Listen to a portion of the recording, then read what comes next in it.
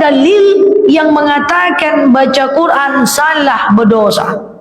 Saya ulang, tidak ada dalil yang mengatakan baca Quran salah berdosa. Tidak ada dalil.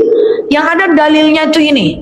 Masih diriwayatkan oleh Aisyah radhiyallahu anha qal, al-mahirum bil Quran ma'as safaratin kiramin bararah. Yang membaca Al-Quran maka dia akan dikelilingi oleh malaikat Allah. Terus gimana kalau terbata-bata? Walladhi yakra'ul Quran, dan siapa yang baca Quran watatato, dan terbata-bata dia membacanya, dan terbata-bata dia membacanya. Dia terbata-bata lebih banyak lagi pahala. Tadi satu huruf 10 kan? Alam nashrah laka sadrak, dikit. Coba kau terbata-bata, alam balik lagi, alam balik lagi, alam 90 dah. Dan dia terbata-bata membacanya, illa alaihim syakun lahu ajran, maka dia akan dapatkan 2 pahala. Pahala apa? Pertama, pahala karena bacaannya.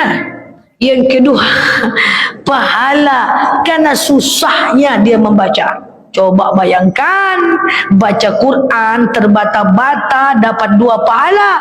Kalau mahir 1 pahala. Kalau terbata-bata 2 pahala. Ya, pahala karena susahnya, pahala karena bacaannya, dan pahala susahnya baca Quran. Allah Karim. Cari agama yang baca kitab sucinya susah berpahala.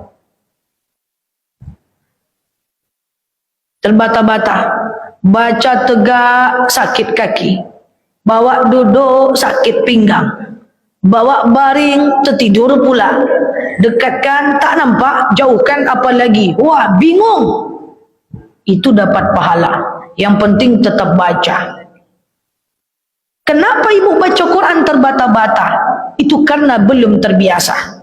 Karena ketika kita baca Quran terus, maka mata kita terlatih. Coba baca Quran 40 hari, lama-lama nanti bisa mantap. Karena terbata-bata itu karena mata belum terlatih. Maka supaya tak terbata-bata, latihan. Gitu caranya. Tapi harus tiap hari, tidak bisa tidak.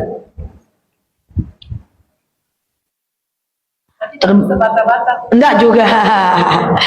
Jadi terbata-bata tetap dapat pahala, pahala karena bacaannya dan pahala karena susahnya dia membaca.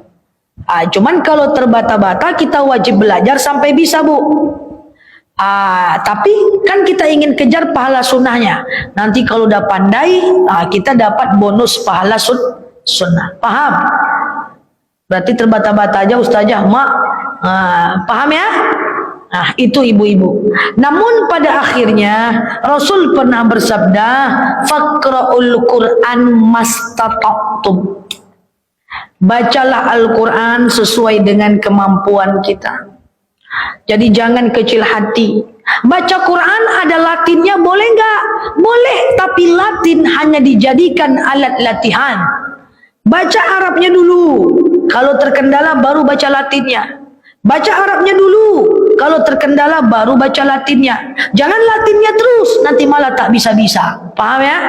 Nah, gitu. Latin hanya karena Al-Quran al-lughah al-arabi. Quran itu yang bahasa Arabnya. Makanya tadi saya bilang, kalau tak bisa baca Quran, wajib belajar sampai bisa. Kalau belajar salah, enggak apa-apa. Siapa bilang salah berdosa baca Quran? Tak ada orang yang belajar itu berdosa kalau salah. Tidak ada. Yang namanya belajar pasti dimaafkan. Apa? Salah bacaan huruf, salah artinya. Tapi kan kita sedang belajar nih. Kecuali yang tidak boleh itu gini, Bu ya.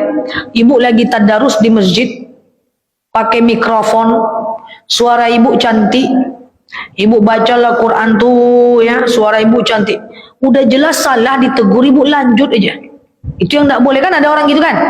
Udah salah dia lanjut aja, udah salah dia lanjut aja. Itu yang tidak boleh. Tapi kalau kita baca dalam kondisi belajar, memang artinya berbeda. Qalbun artinya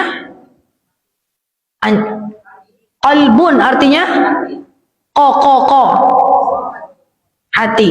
Kalau kalbun an itu. Bu, Quran itu jangankan satu huruf, satu titik aja beda arti.